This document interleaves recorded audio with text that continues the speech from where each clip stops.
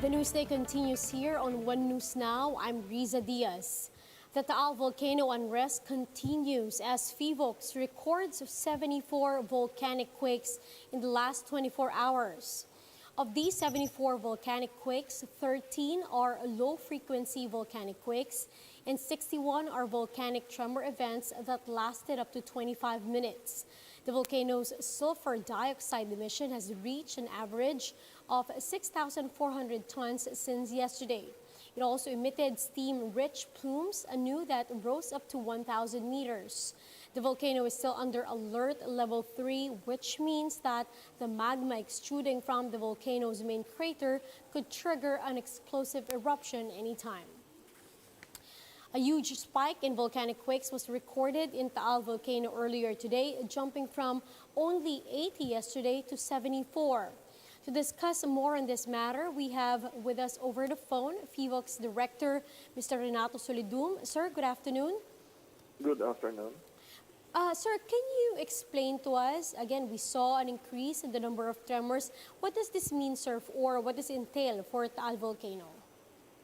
That would mean that Taal volcano is still active from an apparent decrease in the number of volcanic earthquakes last Saturday. We saw an increase in the volcanic earthquakes and tremors yesterday, and from 5 a.m. to 12 noon today, we recorded around 49 volcanic earthquakes. The sulfur dioxide gas is still high. That would mean that magma at a shallow level is still moving and degassing. And that would mean that we maintain the alert level status of Taal volcano at alert level number 3, where explosions can still happen. Sir, again, what's the latest on the sulfur dioxide emission, and are the figures still at an alarming rate? Well, the measurement yesterday was 6,400. The measurement today is still being done because it's done in the morning and in the afternoon. The sulfur dioxide emission rate is still high, although not as high as the 22,000 tons per day last Sunday, a week ago. But that is still significantly high. Sir, beyond or other than the increase of in the number of quakes, are there other unusual activities reported from the Taal volcano? None at all. There were no explosions for the past several days, but that does not mean that the chance or the possibility of having explosion is gone. No? At alert level 3, we recommend that the Taal volcano island, the Taal Lake, and the high-risk barangays of Laurel and Agoncillo, which is 7 kilometers away from the crater, should be restricted and no entry should be allowed. Mr. Solidum, with that being said, the Batangas LGU has imposed a unified window hour where residents are able to check to their livelihood. Is this still safe to do? Well, I think the time window is typically allowed by the local government. The alert is at low level, like alert level number 3. As long as they have their rapid evacuation plan to do that in case there's an escalation of the activity of the volcano, then the LGU has the legal mandate to do that. We are just simply recommendatory. And what is important, though, is that whenever they allow people to go inside the critical zones, they should have a very good evacuation plan. Speaking of those, sir, what safeguards would you recommend for them to be looking out should there be a sudden eruption during those window hours? Well, they should have their vehicle ready. Once they see something, they should immediately leave the area. Now, please note that the recommended areas for evacuation are just in a few barangays of Agoncillo and Laurel. So those around the volcano island are not recommended for evacuation, so they just need to be ready in case there will be changes in the condition of the volcano. What is important is that they have very good evacuation plan and roads are clear for them to go to the nearest safe area. Finally, sir, how likely is it that we see the level 3 status over Taal being raised to level 4 or even 5? Right now, we don't see any indication that it will be immediately raised. Compared to the event last year, the magma that is involved in the current activity is degassed.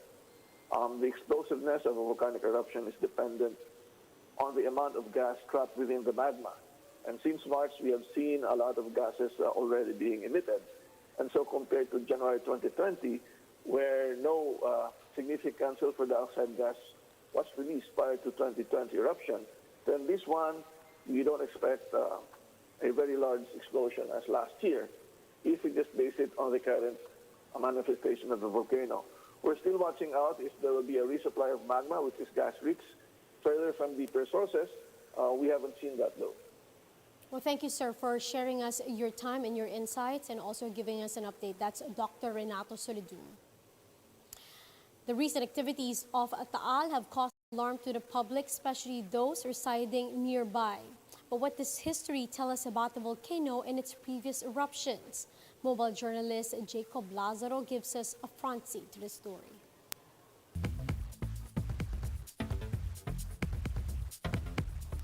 On Thursday, Taal volcano had 5 small phreatomagmatic eruptions.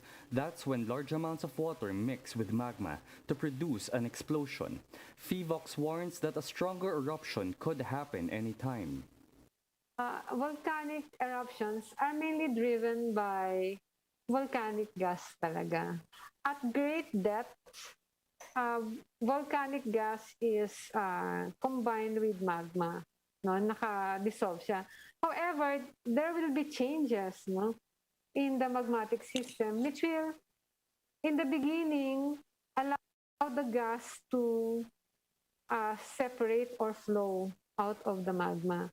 During the separations, bubbles will form inside the magma that pushes the magma upwards to the upper levels of the volcano, which causes eruptions. These days, scientists are able to predict a major eruption and its intensity. Experts say there are often signs that precede a major eruption, and these are what they're looking for now in Taal. For example, the frequency of earthquakes. Nakita namin na maraming times na yung swarms ng low-frequency volcanic earthquakes, they are associated with yung upwelling. Another potential sign, fish kills, because of the increased volcanic gases in the waters. Yung agitated ng lake. So makikita mo, nag-ripple yung surface, agitated siya. So ibig sabihin may lumalabas, no? May lumalabas sa ilalim kasi According to FIVOX, in the last 449 years, Taal erupted 24 times. The 1965 eruption is burned in our memory as the worst case, after it killed almost 200 people. But it's actually just a moderately violent eruption. The 1754 eruption lasted for 7 months and is seen by FIVOX as the worst for Taal. it's not clear kung maraming umalis o maraming namatay sa sa Balayan province. But the population more than halved. In fact, Batangas used to be called Balayan Province, but the Spanish government changed the name after several towns were buried under 40 inches of ashfall and whole communities were decimated by fist-sized volcanic rocks. But FIVOX says the current eruption is not anywhere near this, as the eruption today is only caused by the residual magma left by last year's eruption, and assuming no new magma arises, Taal volcano's alert level will not rise to level 4 or higher. I'm Jacob Lazaro and we are One News. Now, in other news, most of the over 2 million AstraZeneca doses which arrived on Friday will be allotted for vaccinees whose second shots are due. The National Task Force Against COVID-19 said some 1.5 million doses will be set aside for individuals who already received their first shot last May and June.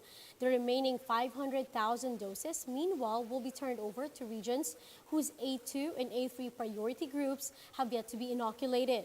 Vaccines are, and NTF Chief Implementer Carlito Galvez Jr. said the vaccine supply donated by the COVAX facility will be administered to the vulnerable sector. The shipment last Friday of AstraZeneca vaccines is the COVAX facility's 6th delivery to the country.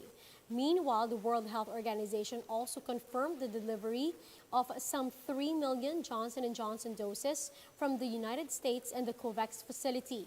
These vaccines require only a single dose.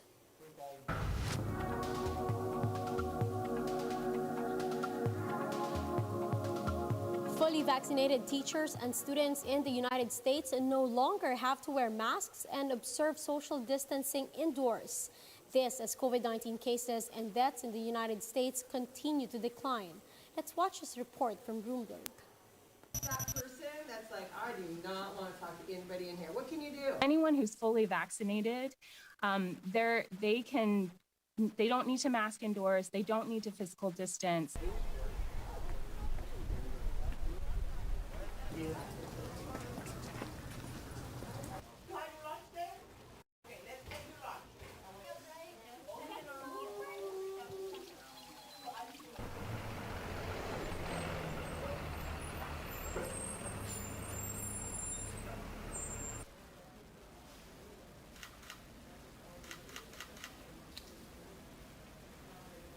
If a school or classroom is not able to maintain at least 3 feet distancing, that should not keep any kids out of the classroom. So we're really focused on getting kids back in the classroom in fall. However, if you're not able to do distancing, we really recommend that all the other layered prevention strategies are kept in place.